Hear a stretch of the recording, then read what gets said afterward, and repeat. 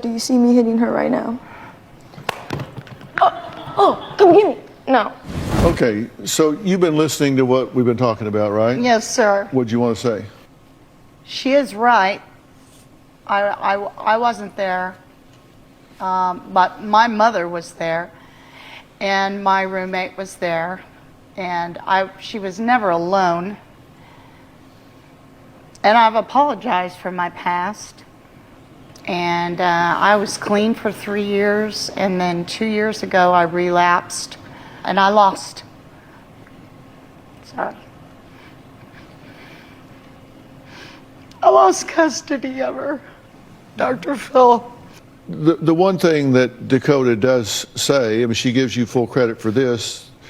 You lost custody of her, and she does give you full credit for the fact that you worked hard, did what you needed to do to get her back. You do give her credit for that, right? Complete credit, yes. And you were first in a foster home, then a group home, right? Yes. We actually have some tape about that. Let's look at your foster experience. Let's hear what you have to say about that. Because of me not going to school, my parents had to go to truancy court. While they were there, they both failed a drug test, and I was taken out of their care. I went to a party on the Friday night before the Monday court date. At the party, I did cocaine, and I knew going into the courtroom that they would drug test me. I immediately lost custody of Dakota that day. I was outraged with my parents. I was upset and so stressed out. I ended up getting put into a worse home. The couple that I stayed with were alcoholics and took heavy prescription medication. They had fire all over the house. I would wake up all the time and they would be screaming and arguing. The woman's husband had severe PTSD from Vietnam, and he would have panic attacks, grab the in his side table because he thought somebody was trying to shoot him in his sleep. It was super terrifying. I immediately called my social worker and figured out a new placement for myself. It was like a prison. We had to clean, wash, all our phone calls were monitored 24/7. I continuously kept asking myself why this is happening to me. It was totally unfair. My dad did not fight for me at all. He didn't try anything in his power to get me back. He stood in the sidelines and watched like it was just a ball game. My mom worked so hard to get me back, and for that I love my mom to death, but I will never forget the situations that my parents put me through. Has anybody ever taken the time, and I'm not asking this rhetorically or sarcastically, Okay. has anybody ever taken the time to seriously teach you how to parent? No. Because you said some things in your tape piece that were shocking to me. We're going to take a break, and when we come back, I want to talk about what you said in that tape piece, and I want to talk about what situation you're creating now for her, and what you're vulnerable to at this point. You know, I said to her earlier that maybe I should recuse myself in this situation because I grew up with an alcoholic parent. I grew up without supervision. I married a woman who grew up with an alcoholic parent. We understand this. And when I hear you try to say things that trivialize it, I'm telling you, I just have to, I got to call that out, because that's exactly what you're trying to do. Say, oh, my mother was there, my friend was there. It's not your mother's child, it's not your friend's child, it's your child. And you say, I take 100% responsibility for it. Well, then don't try to explain it away. Don't try to trivialize it. You're right. And in your tape piece, and you can't change what happened then. That's not, I'm not holding you to that standard. I'm not saying you can change what happened back then.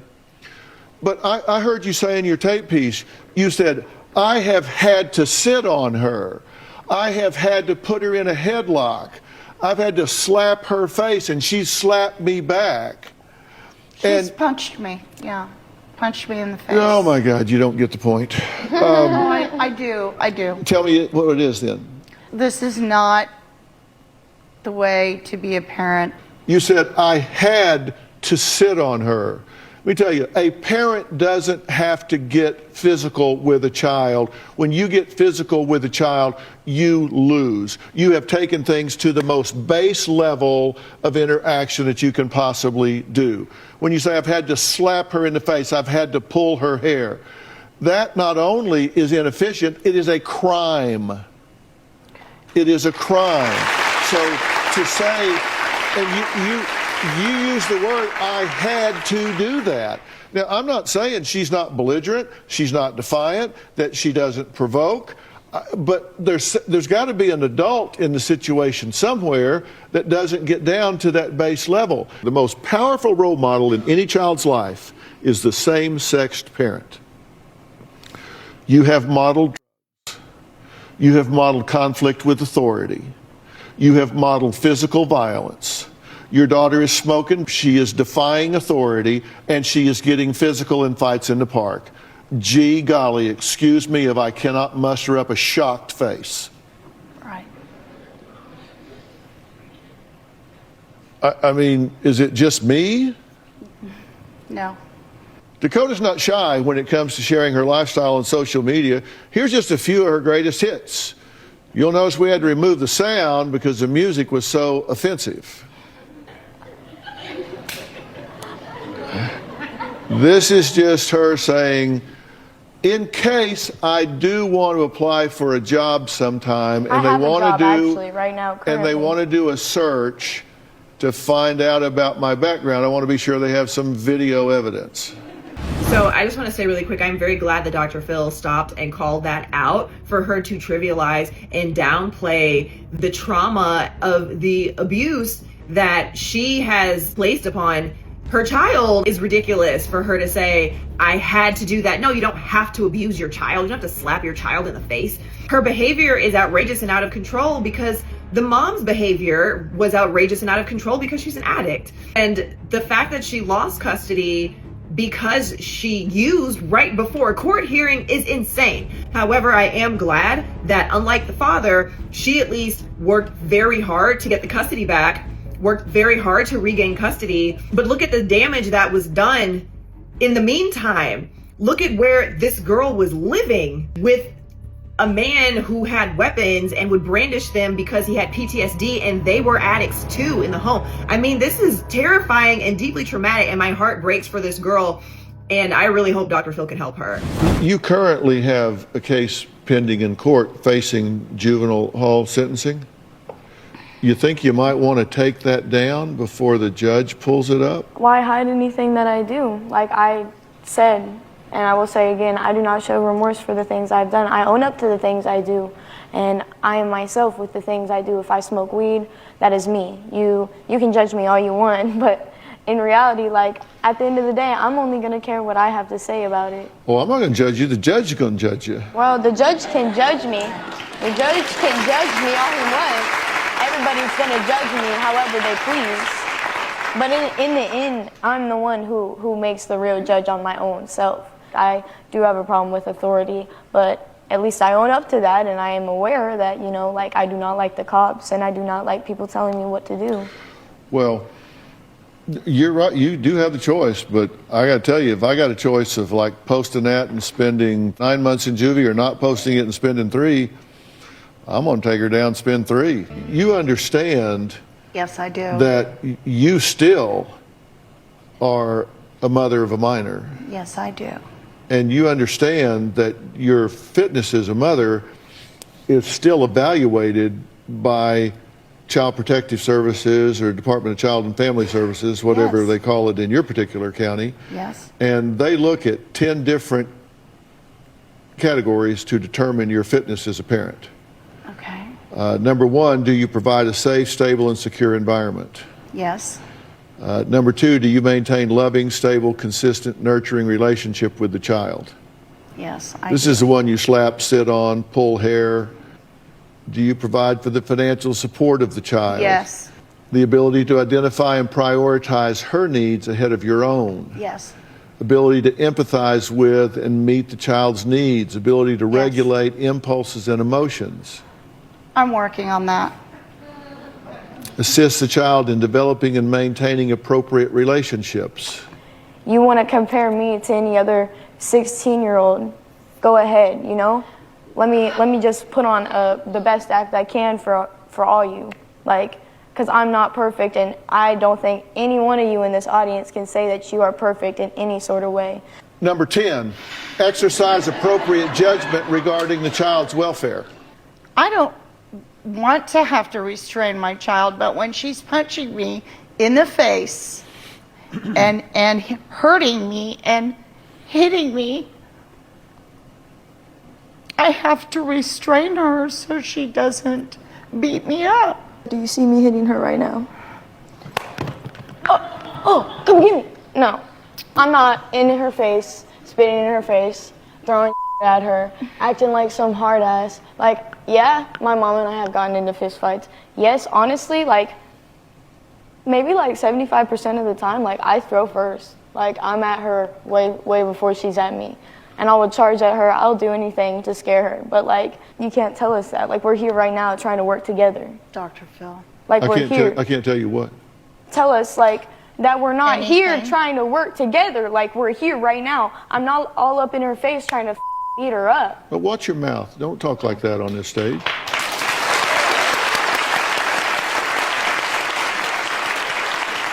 This is going to be one beep after another, and it's just... Am I in her face? Am I trying to fight her? Am I showing any type of emotion of anger or disappointment in my mother? No. Do you What's your refuse point? to go to family therapy with me? Has it worked ever before? I believe it was working. No. I believe it was helping. No. I did it. No. I guess it was Well, helping. what do you want? Honestly, do you expect me to go through counseling and therapy my whole entire life? Do you think that's a normal life for a kid? Oh, no. Because that's not. No. Okay, so what are you saying? You know, I'm here trying to get help. Hello, Dr. Phil. It's nice to meet you. And? Oh, And, you know, I'm here to get help. You not like what you're hearing? I didn't say that. But I'm saying, like, you know, whatever you're saying, like, it's da-da-da-da-da. It's just like, it doesn't, it's like, and it's like, da-da-da-da-da. Like, I'm trying to get help right now. And obviously it's not helping. why don't you listen to Dr. Phil?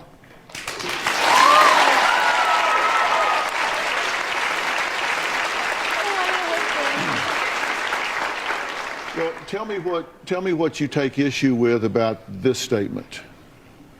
I said, in order to keep the government out of your life, the two of you need to find better ways to problem solve and communicate than hitting each other.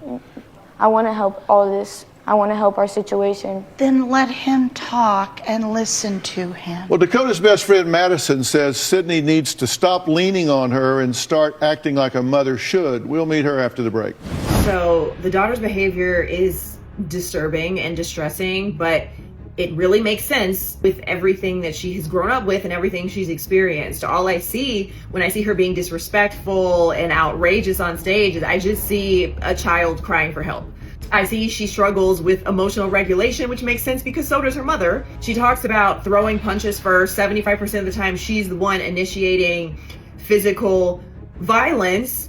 And I would think to myself, she likely has so much rage pent up inside of her towards her mother for allowing her to be placed in foster care with this dangerous family that was terrifying for her. It's like, of course she wants to hit her mother because she has all these feelings and no way to process them and does not know what to do with them, and her mother is still not fully well yet and still not fully a great mom yet, and it seems like she just has not been properly helped. I also feel compassion and empathy for the mother who doesn't want to be beat up by her daughter. I can tell that the mom does love her daughter and she wants to change this relationship, but you know, it's not going to happen as long as she's in denial about the trauma that she has caused her. 16-year-old Dakota admits that she has a blatant disregard for authority and simply says, hey, if my mom and dad would have raised me better,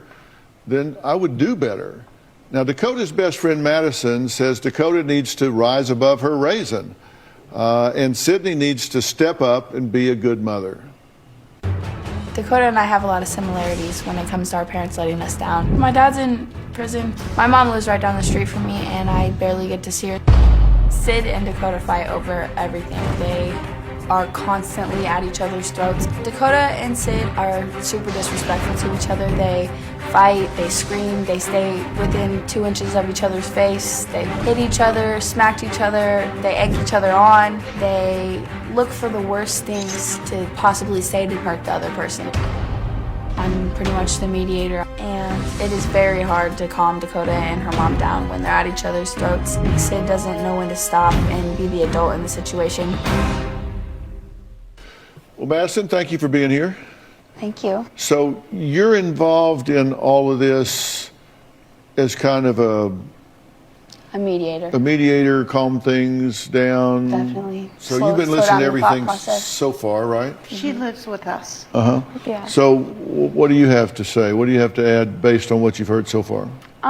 So far, I think that they are both still portraying signs of not wanting help, you know, because you're sitting here and you're telling Dr. Phil that you want help and that you're here for help, but you're defying him.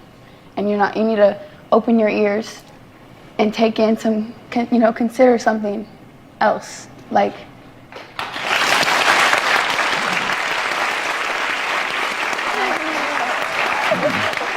I know that's not what you want to hear.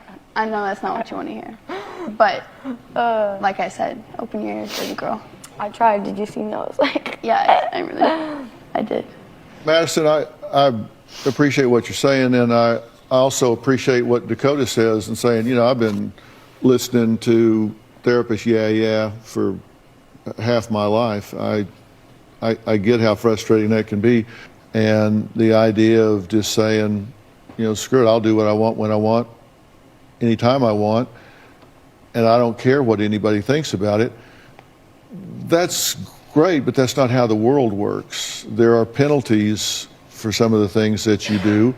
You're breaking the law in several respects, and there will be penalties for that are going to disrupt your life. And I know that the two of you are in a highly combative relationship enough of the time that any court in any situation that compares to this is going to say this is unacceptable, and she's going to wind up getting removed from this home again. You got to figure out what you want to do and control the one person you can control, and that's you. yeah. And that takes some skills you don't have, and it takes getting over some anger that you do have. So I just think about that. We have to take a break. The father Dakota claims has never been in her life. He is here, but there is a no contact order in place. So he can't be in the same room with Dakota. And Dakota can't speak with her father. And so I'm going to speak with the mother and the father after the break, but Dakota can't be here while he's here. So we're going to excuse her for now, and we're going to talk to him. We'll be right back. So I really have to commend the friend Madison for trying to step in and be a stable figure and peer in Dakota's life, and for trying to be the voice of reason for her in this situation. I also recognize that Dakota is not in a place where she can hear that message, where she can receive that right now. Dr. Phil recognizes that as well. You know, it's interesting, Madison, from what she described, it sounds like she's had a pretty traumatic childhood herself. Her father's in prison. Her mother lives down the street and she barely sees her. So I don't even know who this girl is living with. And yet she is not behaving like Dakota. But the reality is that people respond differently to trauma. Children respond differently to abusive and neglectful parents and to traumatic experiences. I really think that Dakota being placed into the system and being placed with strangers who were violent and dangerous has severely traumatized her on a totally different level. And so she's not able to work hard to develop inner stability like her friend Madison is doing. But either way, I'm glad that she has someone like Madison as a friend. John says Sydney needs to put her hatred aside and stop putting up roadblocks preventing him from being a father. Take a look. Sydney has put up roadblock after roadblock to keep me from being a father. She's squeezed me out of Dakota's life. And I've missed a lot of important times because I have been forced out. I wanted to be a soccer dad. I wanted to be there when she broke up with her first boyfriend, to help her get over it. I wanted to be her parent. When Dakota was younger, Cindy tried to get a restraining order to keep me away. She went to the courts and lied that I was abusive. But throughout the years, we've had court-ordered visitation. I called and they wouldn't answer. I would knock and they would totally blow off visitation. We were even ordered to mediation twice, and Cindy would never come to the table. She's brainwashed Dakota against me. She's made me seem as the enemy. Cindy always led Dakota to believe that I was either doing drugs or was staying away on purpose. I admit there was a time that I was using, but I've been clean and sober for a year now. I think Cindy's only motivation to have a child was the money. From the start, she viewed me as a paycheck. Dakota has never had an opportunity to know her dad. There's been times that I have felt that I haven't even had a daughter. It seems that Dakota is screaming for attention, and as a father, it scares me. I'm afraid she's on the road of becoming pregnant or a dropout. If something horrible happened to Dakota, Cindy would be the one to blame. Well, John, I'm glad you're here. Why do you have a no contact order between you and your daughter? Why does that order exist? I just found about that this afternoon from your staff. He didn't show up for court that day because he wouldn't pass his test. Are you wrestling with? I've been. I've been, yes. Mm-hmm. Were you at the time that this hearing took place? Yes. The papers show that you're almost $80,000 behind in child support. Is that true? Yes. This is your daughter. Why are you not supporting her? I have no excuse for that. This child is out of control and on self-destruct. Yes. And you two seem to be running this agenda between you. She's drinking and smoking dope and out without supervision. She's dressing provocatively. She's putting things on the internet that we're seeing up here. And she is at risk. I really don't know what to do anymore, Dr. Phil. I don't. Do you have an interest in parenting this child? Since she was born. That's not true. Yes, it is. If the two of you don't come together and present a unified front in parenting this child, you're getting ready to get some really bad news. I am a mandated reporter. I have no choice but to report this to the Department of Child and Family Services. You understand? Yes, I do. As a mandated reporter, I have to do that unless there is an alternative plan put in place. And that's what. And that I alternative want. plan to be put in place would be the two of you coming together and working with a family therapist that I'm willing to provide to meet with you and come up with a parenting plan that you both sign off on. Okay. Fair enough? Yes, sir. Okay, that will happen today. Thank you. Okay, all right. Okay, so in this episode, we